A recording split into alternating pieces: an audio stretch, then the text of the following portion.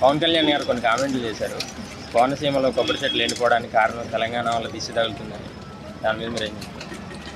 ఈ తెలంగాణ బీఆర్ఎస్ నాయకులు కొంతమంది దానిపై తీవ్రంగా ఏదో తెలంగాణ ప్రజలను అనేశాడు, తెలంగాణ ప్రజలను తక్కువ చూస్తున్నాడు, తెలంగాణ ప్రజలు దిష్టి పెట్టారంట అని చెప్పి నానా విధాలుగా మాట్లాడుతున్నారు. తెలంగాణ మాజీ మంత్రి ఒకడు ఉన్నాడు, లిల్లీపుట్టు జగదీష్ రెడ్డి. నిజంగా పవన్ కళ్యాణ్ గారు అన్న మాట ఏంటంటే, ఎంతో పచ్చగా ఉండేది కోనసీమ, వారు చాలా పచ్చగా ఉన్నారు, వాళ్ళు బాగుంది, ఆంధ్ర తెలంగాణ మాది, తెలంగాణ కొండకొనలో నీళ్లు లేకుండా ఉన్నాయి కాబట్టి మా నీళ్లు మాకు కావాలి, మా ఉద్యోగాలు మాకు కావాలని చెప్పేసి ఉద్యమం చేసి విడిపోయాము. కేవలం అక్కడ ఉన్నటువంటి పచ్చటి చేలు, పచ్చటి పొలాల వల్లే వేళ రాష్ట్రం విడిపోయినా అది బాగుంటుంది, రెవెన్యూ లేకపోయినా. ఇక్కడ రెవెన్యూ ఉన్నటువంటి హైదరాబాద్ సిటీని తెలంగాణకి వదిలేసుకున్నా సరే అనే భావంతో ఆయన అన్న మాటే తప్ప ఆయనకి ఎలాంటి ద్వేషం తెలంగాణ ప్రజల మీద ఏమి ఉండదండి.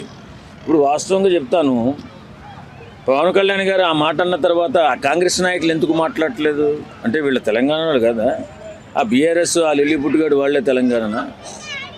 ఇప్పటికీ కూడా ఆంధ్ర వాళ్ళ మీద పడి అదే సెంటిమెంట్ని ఫాలో అవ్వాలని చెప్పి బీఆర్ఎస్ పార్టీ యోచిస్తున్నట్టుంది. ఇప్పుడు అంత అమాయకులు ఎవరు లేరు, ఎవరి రాష్ట్రం వాళ్ళు పరిపాలించుకుంటున్నారు, ఎవరి రాష్ట్రాన్ని వాళ్ళు అభివృద్ధి చేసుకుంటున్నారు. కానీ ఇప్పటికీ కూడా బీఆర్ఎస్ నాయకులు మారట్లేదు. పవన్ కళ్యాణ్ లాంటి వ్యక్తిని మీరు అన్నందువల్ల ఆంధ్ర ప్రజలకి తెలంగాణ ప్రజలకి ఏవో మనస్పర్ధలు వస్తాయనుకోవడం అవివేకం. ఇంత అవివేకంగా ఉన్నాడు జగదీష్ రెడ్డి అనేటటువంటి వ్యక్తి. సిగ్గున్నాయా మాట్లాడడానికి?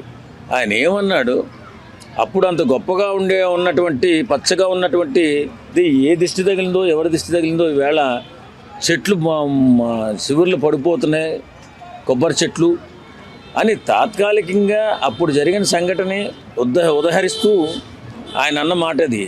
అంతే తప్ప తెలంగాణ ప్రజలు చూస్తే దిష్టి తగిలింది, ఆంధ్ర వాళ్ళు చెట్లు పడిపోతున్నాయి అని కాదు అర్థం. అంత విడిపోవడానికి ప్రధాన కారణం, అప్పట్లో విడిపోవాలని అనుకోవడానికి గల కారణం కూడా అక్కడ కూడా అభివృద్ధి ఉంది, అక్కడ కూడా పచ్చదనం ఉంది అని కోనసీమను చూసి అన్నారు. ఈవేళ కోనసీమ ఇలా తయారవడానికి కారణం ఎవరో దిష్టి తగిలిందని అన్నట్టుగా అన్నాడు. సరే, ఒకవేళ పవన్ కళ్యాణ్ గారు తప్పు మాట్లాడని చెప్పి బీఆర్ఎస్ వాళ్ళు అనుకుంటే, ఈవేళ కాంగ్రెస్ వాళ్ళు ఎందుకు మాట్లాడలేదు? అందులో ఎలాంటి తప్పు లేదు కాబట్టి, ఎలాంటి దురుద్దేశం లేదు కాబట్టి. ఎందుకంటే ఆంధ్ర ప్రజల్ని, ఆంధ్ర వాళ్ళని బూచిగా చూపించి అదొక సెంటిమెంట్గా భావించి అధికారంలోకి వచ్చినటువంటి బీఆర్ఎస్ పార్టీ ఈవేళకి అదే ఏడుపులో కొనసాగుతూనే ఉంది. ఇప్పటికీ బుద్ధి రాలే. అప్పుడు ఆంధ్ర వాళ్ళకి బడి ఎడితే మనకు లాభం లేదు. ఎందుకంటే ఇక్కడ ఉన్న అభివృద్ధి, బ్రహ్మాండమైన అభివృద్ధి జరుగుతుంది. మిగులు బడ్జెట్తో ఉన్న రాష్ట్రం ఆయనకు అప్పచెప్పారు, అప్పుల పాలు చేశారు, వదిలేయండి. కేవలం ఎప్పుడు ఆ సెంటిమెంట్ని మరి రెచ్చగొట్టి ప్రజల మధ్య విద్వేషాలు రెచ్చగొట్టి పబ్బం గడుపుకోవాలని చెప్పి బీఆర్ఎస్ నాయకులు ఆలోచిస్తున్నట్టున్నారు. అది జరగదు. ఎందుకంటే అందరూ కూడా తెలివి మీరిపోయారు. పవన్ కళ్యాణ్ లాంటి గొప్ప వ్యక్తిత్వం ఉన్న వ్యక్తి ఎవరి గురించి కూడా బాధపడి, ఎవరి గురించి కూడా నిష్కారణంగా ఏం మాట్లాడు. అప్పుడు ఇడిపోవడానికి ప్రధాన కారణం ఈ పచ్చదనం కాబట్టే ఆ వేళ దిష్టి తగిలిందే అనుకుంటాను. ఎవరి దిష్టి తగిలిందో ఈవేళ ఇలా అయిపోయింది కప్పుడుతో ఆయన క్యాజువల్గా అన్న మాట. దాన్ని వీళ్ళు సంకటన ఎత్తుకుని, తర్వాత భుజాన్ని ఎత్తుకుని, తర్వాత నెత్తిమే పెట్టుకుని ఈ బీఆర్ఎస్ నాయకులు మాట్లాడుతున్నారు. ఇంకా బుద్ధి రాలేదు. ఎందుకంటే వాళ్ళు సరిగ్గా పరిపాలన చేస్తుంటే ఈవేళ వాళ్ళది పార్టీ పోయి ఉండదు కదా. ఇప్పుడు 10 సంవత్సరాలు అద్భుతమైన అవకాశం ఇచ్చాం. అప్పట్లో అంత అద్భుతమైన అవకాశం ఇస్తే 5 సంవత్సరాలు బాగానే చేశారు. 5 సంవత్సరాలు అద్భుతంగా చేశారు. ఉన్న 5 సంవత్సరాలు అహంకారం పెరిగిపోయి, డబ్బు మతం పెరిగిపోయి, ఎవరికి కూడా ఎమ్మెల్యేలకు కూడా అపాయింట్మెంట్ ఇవ్వక రాష్ట్రాన్ని దౌర్భాగ్య స్థితిలో నెట్టేసినటువంటి బీఆర్ఎస్ పార్టీ ఈవేళ వచ్చి కాకమ్మ కథలు, నీతమ్మ కథలు, మళ్ళీ ఆంధ్ర సెంటిమెంట్ని రెచ్చగొట్టేసి, ఆంధ్ర వాళ్ళ సెంటిమెంట్ రెచ్చగొట్టితే ఇక్కడ తెలంగాణలో అంతా ఏకమైపోయి బీఆర్ఎస్ కోట్లు వేసేస్తారు అనుకుంటున్నారేమో. అది జరగదు. కాంగ్రెస్ పార్టీ కూడా బలంగానే ముందుకెళ్తుంది. మీరు చేసే ఏ పన్నాగాన్ని కూడా ప్రజలు నమ్మరు కాబట్టి అలాంటి వ్యాఖ్యలు చేయకుండా ఉంటే మంచిదని భావిస్తుంది. తిరుమలకి ఉద్దేశించి కొద్దిగా బ్యాడ్ వర్డ్ లేక కొద్దిగా కించపరుస్తూ మాట్లాడినట్టు తెలుస్తోంది. అంటే జగన్ గారికి హిందూ ధర్మం అంటే పడదా ఏంటి? వాస్తవంగా జగన్మోహన్ రెడ్డి గారు క్రిస్టియానిటీని ఎక్కువగా నమ్ముతారు, దానిలోనే ఉంటారు. మన తెలివి తక్కువతనం ఏంటంటే మన దేవతలను పూజిస్తాడు, మన గుళ్ళను సందర్శిస్తాడని కూడా అవివేకం. హిందువులు అంటే ఆయనకి పెద్దగా ఇంట్రెస్ట్ ఉండదండి, ఎందుకంటే క్రిస్టియానిటీలో వాళ్ళ తాతల కాడి నుంచి క్రిస్టియానిటీలో ఉన్నారు కాబట్టి వేళ ఆ టెంపుల్ ఈ టెంపుల్ ఆ గుడి ఈ గుడిని హేళంగా మాట్లాడాడు. నిజంగా ఈ కుసంస్కారి రాజకీయాల్లో ఉండకూడదు. అందరినీ సమానంగా, అన్ని వర్గాల్ని సమానంగా, అన్ని మతాలని సమానంగా చూస్తున్నాడే నిజమైన నాయకుడు. కానీ ఈయనకి నాయకత్వ లక్షణాలు ఏం లేవు. వాళ్ళ నాన్నగారు చనిపోయిన తర్వాత అనుకోకుండా వచ్చినటువంటి అధికారంతో వచ్చిన గర్వం, అధికారం వల్ల వచ్చిన డబ్బు వల్ల వచ్చిన గర్వం, ఇవన్నీ మెదడులో ఉండి ఆ లడ్డట ఈ గుడంట ఆ టెంపుల్. కలియుగ దైవం వెంకటేశ్వర స్వామి గురించి మాట్లాడుతూ ఇంత తేలికగా ఇంత తెలివి తక్కువగా మాట్లాడాడంటే మరి అతని వ్యక్తిత్వం ఎలాంటిది? ఆయన హిందూ సాంప్రదాయాల పట్ల ఎంత గౌరవిస్తున్నాడో క్లియర్గా అర్థమైపోతుంది. ఇప్పుడు అలా మాట్లాడడంలో ఆశ్చర్యం లేదు. ఆయన ఒక క్రిస్టియన్ అయితే రాజకీయాల్లో మరి మతాలని కులాలని వీటిని తీసుకురాకూడదు. చక్కగా దేవస్థానం గురించి మాట్లాడేటప్పుడు ఆ దేవస్థానంలో జరిగినటువంటి లడ్డూ కల్తీ గురించి మా మీద అపవాదం వేసాడని చెప్పి మాట్లాడాలే తప్ప అదే గుడంట ఇదంట ఎంత నిర్లక్ష్యంగా మాట్లాడంటే ఇంకా అహంకారం తగ్గలేదు, ఇంకా అదే ద్వారంలో ముందుకు వెళ్తూ ఉన్నాడు జగన్మోహన్ రెడ్డి. నిజంగా అలాంటి కుసంస్కారి అంటే దేవుడి పట్ల పెద్ద టెంపుల్స్ పట్లనే గౌరవం లేకపోతే సామాన్యులైనటువంటి మన పట్ల ఏం గౌరవం చూపిస్తాడు?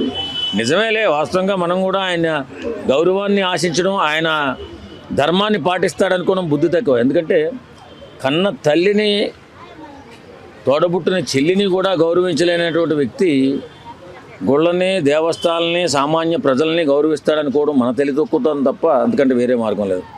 సిబిఐ రిపోర్ట్ ఇచ్చిన తర్వాత కూడా అది ఫేక్ అనేసి అంటున్నారు, ఏమంటారు? ఏముంది, వాళ్ళ ఇష్టం వచ్చినట్టు మాట్లాడుతూ ఉన్నారు. అక్కడ అంత అసలు అది నెయ్యే కాదట, నెయ్యి ఫ్లేవర్ వచ్చేటటువంటి ఒక రకమైనటువంటి కెమికల్ అంటున్నారు. సుప్రీంకోర్టు కూడా చెప్పినట్టుంది. అయినా సరే ఇంకా సిగ్గు లేదు, బుద్ధి లేదు. ఇప్పుడు వాస్తవంగా మనం ఒక క్రిస్టియన్ తీసుకొచ్చి ప్రసాదం తయారు చేయమంటే అలానే ఉంటుంది. ఇప్పుడు ఆయన మతంలో ఉండి ఆయన మతాచారం ప్రకారం ఎక్కువగా గౌరవిస్తాడే తప్ప హిందూ సాంప్రదాయం కానీ హిందూ ధర్మాలు కానీ పాటిస్తాడనుకోవడం మన బుద్ధి తక్కువే. అందుకే మన వాళ్ళు ఏం చేశారంటే ఒకసారి అవకాశం ఇచ్చారు, అన్ని మతాలని, అన్ని కులాలని, అన్ని జాతుల్ని సమానంగా చూస్తాడు, అలాగే అన్ని వ్యవస్థల్ని సమానంగా చూసి అభివృద్ధి చేస్తాడు అనుకున్నాం. ఆయన అభివృద్ధి చేతగాక, పరిపాలన చేతగాక, సంక్షేమమే పరమావధిగా భావించే సంక్షేమం వైపు వెళ్ళిపోయి అభివృద్ధిని వదిలేసి బిడ్డల భవిష్యత్తును సర్వనాశనం చేసేసి ఈవేళ కూడా ఇప్పటికీ కూడా భగవంతుడిని నా తప్పు నేను తెలుసుకున్నానని కోరుకోకుండా భగవంతుని కూడా హేళనగా మాట్లాడుతున్నాడంటే ఇక అతనికి రాజకీయ భవిష్యత్తు లేదని అనుకోవచ్చు మనం. ఇది మాత్రం చాలా ఘోరం. మనం మనోభావాలు, హిందూ మనోభావాలు దెబ్బతినే విధంగా అతను మాట్లాడాడు. ఆయన క్షమాపణ చెప్పి క్షమించమని కోరుకుంటే బాగుంటుందని నేను అనుకుంటున్నాను. ఒక అద్భుతమైన పరిపాలన కొనసాగిస్తూ ముందుకు వెళుతున్నాడు. ప్రతి ఒక్కరూ బాగుండాలా, అందరూ బాగుంటే రాష్ట్రం బాగుంటుంది, అభివృద్ధి చెందుతుందని చెప్పి ఆంధ్రప్రదేశ్ అభివృద్ధి చెందాలని నిరంతరం తప్పిస్తున్నాడు. ఖచ్చితంగా అన్ని వర్గాలను సమదృష్టితో చూసుకుంటూ ముందుగా అట్టడుగు వర్గాలైనటువంటి ఎస్టీ, ఎస్సీ ఈ వర్గాలు అట్టడుగున్నటువంటి ఈ గుర్తించి ఆ మధ్యకాలంలో మన గిరిపుత్రులు జీవన ప్రమాణాలు బాగుండాలని చెప్పేసి 150 కోట్ల రూపాయలు వెచ్చించి రవాణా సౌకర్యం, నీటి సౌకర్యం, కరెంటు సౌకర్యం, అలాగే స్కూల్ సౌకర్యం అన్నీ కల్పించి గొప్ప దార్శనికుడిగా పేరు సంపాదించుకున్నాడు. అలాగే ప్రతి పంచాయతీ కూడా నిధులిచ్చి పంచాయతీ వ్యవస్థను బాగుపరిచి ఈవేళ ఓ మహోన్నత వ్యక్తిగా నిలబడినటువంటి పవన్ కళ్యాణ్ గారికి ఇలాంటి వ్యక్తుల పట్ల మాట్లాడవలసిన అవసరం ఏం లేదు.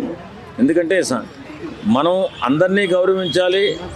మన హిందూ ధర్మంలో ఉన్న గొప్పతనం ఏంటంటే పరమతాలను గౌరవించాలి, ఎదుటివాడిని గౌరవించాలనే సాంప్రదాయంలో మనం ఉంటాం. కొంతమంది వ్యక్తులు వారి సాంప్రదాయాలు గొప్పవని పాటిస్తూ మనల్ని కించపరుస్తూ చాలా హీనంగా మాట్లాడుతూ ఉంటారు. అలాంటి వాళ్ళకి భగవంతుడే బుద్ధి చెప్తాడు, మనం చెప్పాల్సిన అవసరం లేదు. కాబట్టి జగన్మోహన్ రెడ్డి చేసిన తప్పు ఆయన క్షమాపణ చెప్తే బాగుంటుంది. ఒక టెంపుల్స్ గురించి అంత తేలికగా మాట్లాడి అందులోని ప్రపంచ స్థాయిలో గుర్తింపు పొందిన టెంపుల్ ప్రపంచ దేశాలు కూడా వచ్చి ఇక్కడికి వస్తే, మన ఇండియా వస్తే వారు వచ్చి కంపల్సరిగా వెంకటేశ్వర స్వామి దర్శనం చేసుకుని మన సాంప్రదాయాన్ని పాటించి దర్శనం చేసుకుని ముందుకు వెళ్తూ ఉంటారు. అలాంటి టెంపుల్ గురించి కూడా తేలిగ్గా మాట్లాడినటువంటి జగన్మోహన్ రెడ్డి అతని పతనం ఏ స్థాయిలో ఉంటుందో ఒకసారి మనం అందరం ఆలోచిస్తే బాగుంటుంది. కాబట్టి ఇలాంటి రాజకీయ నాయకుల్ని మనం ఎప్పుడు కూడా గుర్తించకూడదు. ఈ రాజకీయాలని దూరంగా పంపించడం మంచిది.